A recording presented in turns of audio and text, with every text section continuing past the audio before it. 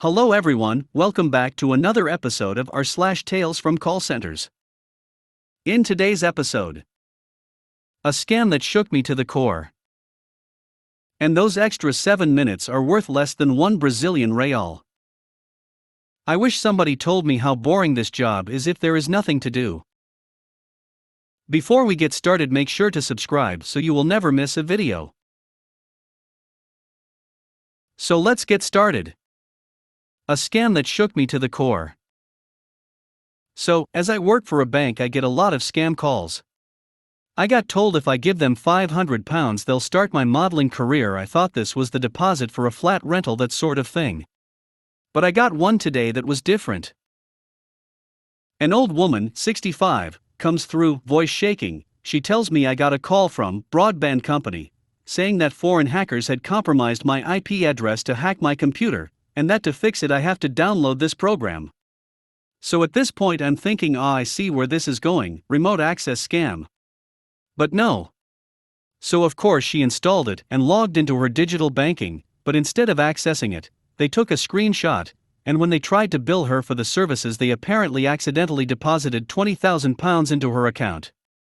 They edited the screenshot to make it look like this had happened and emailed it to her. They then told her she's liable to pay some kind of tax on it or face jail time, but not to worry. They have a safe deposit account she can hide it in. And the best part is she only has to give £14,000 back. I think you can see where this is going, so they instructed her not to tell the bank what this is for, as we would call the police on her. So into a branch she goes and sends off the full £14,000, with the story that it's for her granddaughter's wedding. Now she's on the phone to me, and she says to me in a shaky voice, "I have been so worried, I can't handle the guilt. Am I going to prison for this?" At this point it clicked. She didn't know there was no £20,000 deposit.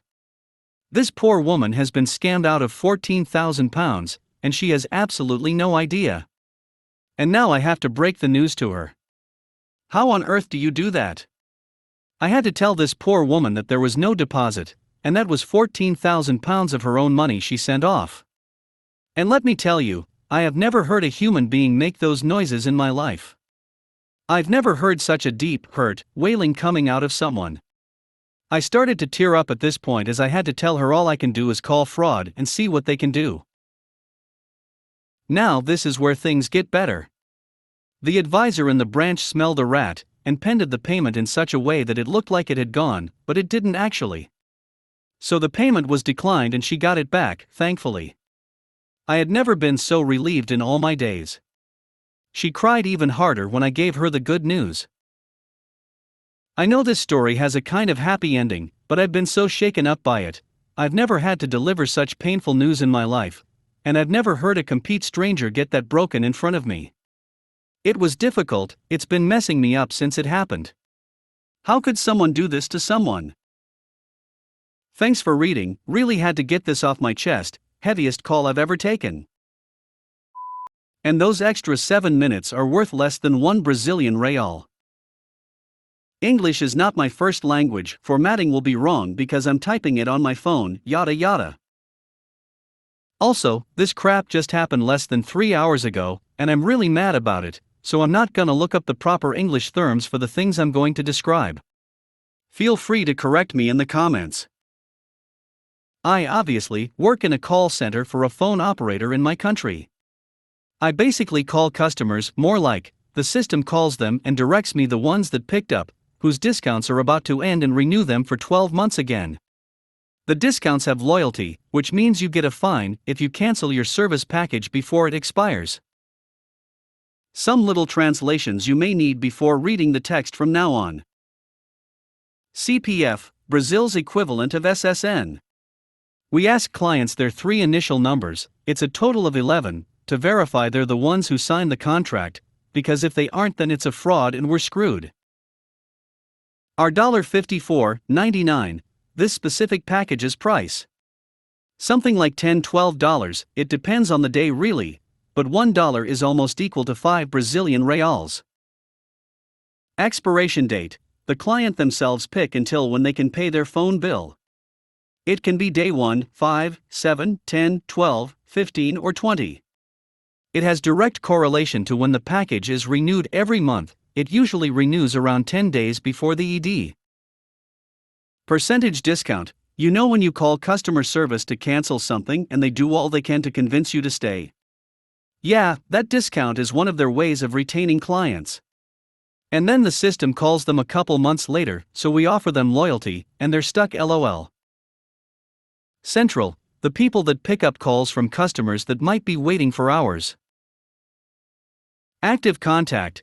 The callers that bother you when you ask to change operators, delay payment, or have a discount that is close to ending. Say it's been 10 months. We calling you, see if that **T ends and your price goes up. You're gonna complain, so let's avoid the hassle. I'm one of these people. Anatel, kind of like the mother of all phone operators. Okay, so the system called that customer at 2050. My shift is from 1440 to 2100 hours. No biggie. Told him he had a 25% discount in his package's phone bill, so he paid our $48.21, and that I could offer him a loyalty discount of 10 Brazilian reals, which means it would go down to our $44.99. Dude starts ranting that people from the operator keep calling him because he keeps crossing the expiration date, first, but he doesn't get his salary until 5 business days, so 5th to 7th, of every month. That is for the central to deal with, but let's be honest, he's gonna wait for so long for something I can get done in under a minute. I tell him I can sort it out, but one thing at a time. Do you want the discount? He keeps complaining. I hold back on telling him off for picking that date when he contracted that package in the first place and explain, I will deal with that after dealing with the discount. He agrees with the discount. I say his full name, and he confirms it. Ask him for their CPF numbers. Just those 3 numbers. And he goes off on me thinking it's a scam. What scammer would know the exact price you pay, your expiration date, how long you delay to pay and all that crap? And knowing about your delays, why would they decide to scam you in the first place? Okay, I can verify him with his birth date. I tell him the last 3 numbers of his CPF and ask him his birth date. And not enough. I have to say the whole number.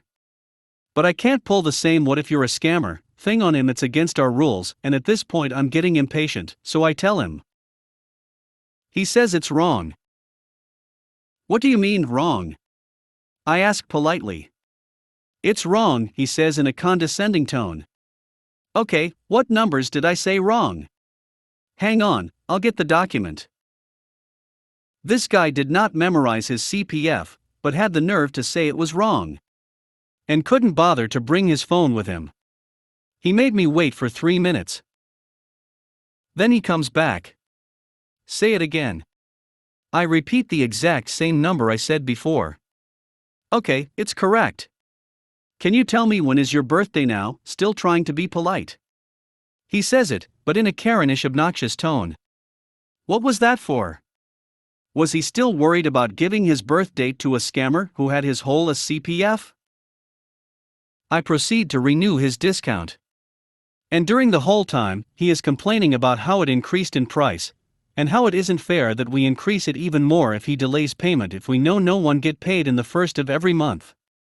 Would be a valid complaint, wasn't he the one who picked that expiration date in the first place? I tell him the 3 Brazilian reals increase was due to a tax by Anatel, and not under the operator's control. He 100% ignores what I say and tell me we shouldn't even bother customers with these calls offering discounts and just automatically renew discounts for them. I explain, again, that because of the loyalty part of the discount, we had to call the client to make sure he wanted it. 100% ignored, too. And then he complained that his bill was not being sent to him via mail like it used to, and that he had to pay an extra 3 Brazilian reals to get it printed out to pay it at the lottery. Yeah, paying bills at lotteries is a thing here, not sure about the rest of the world though. Again, it takes less than a minute to do, so I tell him I'll do it. I repeat it 3 times until he finally stops complaining and agrees. This one complaint was the only one he was right about. The phone operator I work for suddenly decided to not print out bills for people and send them, and that everyone would receive it via email instead, even though most clients are really above 50 years old and can't really grasp technology and bank apps like the operator think they can. But he was really obnoxious about that too. Just really over the top. Okay, I think to myself. He is complaining about the operator and problems with active contact, his bills, price etc. that he knows are not under my control. He is frustrated and calling the call center is no use. It's not personal and in the end most of it will be sorted out, and he won't have sh*t to be mad about. Whatever. So, after giving him the 10 Brazilian reals discount, still don't know how the heck he had credit score for that after delaying so many bills, altering his expiration date from 1st to 10th, and altering his bill back to be sent via mail, he was still ranting about all of those things. And 2 of them were not my job to do. I proceed to tell him about my whole course of action and all the stuff I did to help him, confirmed his address, you know the drill. He then thanks me and rants a little bit more about how the calls bother him. I say I understand, but I don't get to pick who I call. And that the section that keeps calling him about his delays in payment have nothing to do with the discount section. 100% ignored again. I then thank him for his attention. I was just following the script. You can pretty much tell there was no attention whatsoever, and then he thanks me for the help. But right before he hangs up, he says in a low tone, "You can go f***ck yourself." Click. I did everything on my reach, which again, was not my job to do, because I wanted to help and avoid future frustration with the central, and your way of showing gratitude is telling me to go fuck myself. What the hell did I even do wrong? I clocked out at 21:07 for this guy. These calls usually last like 5 minutes, but his were almost 20. Right now I am indulging in Skittles and chocolate paid with my food ticket card, thinking about how I am not paid enough for this, and how people always tell me my section is one of the mildest of that call center. Thank you for reading this story. I wish somebody told me how boring this job is if there is nothing to do. This is my first job ever, and this is my 3-day journey so far.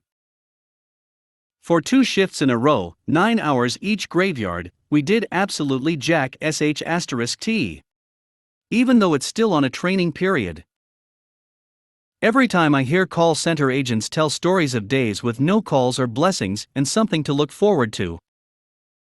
However, I very much disagree. This is supposed to be the 3rd day of my training, and it is boring as f***ck. The job is very interesting, but they left us with nothing to do but to read the script and learn about the product. However, our script/work can be summed up in 4 pages of paper. The trainer based in US was supposed to show up in a Zoom call, but couldn't make it because of scheduling issue. So we were left twiddling with our thumbs in the office. Since phones are not allowed and only a handful of websites are accessible, we made do with what we got to entertain ourselves. I learned how to play solitaire and Minesweeper on hard mode and beat them all from knowing nothing. I created a debate fight in my head and started arguing about anything, but eventually scrapped the idea and just started to daydream. TL tried their best to entertain us as best as they could, but I could tell that they are also very bored too. I would rather do something so difficult every day than to work like this every day. Time is so slow and you're constantly checking your timetable in the PC, and when is the end of shift? Free coffee in the pantry tastes like watery sh*t the first time, but the cappuccino was very good. Company is great, job is great, my team leader is great, but if this is what I will do for the next 6 months, then I will be f***king miserable. If you made it to the end of the video, thanks for watching. Don't forget to like, subscribe and share, and we will see you in the next video.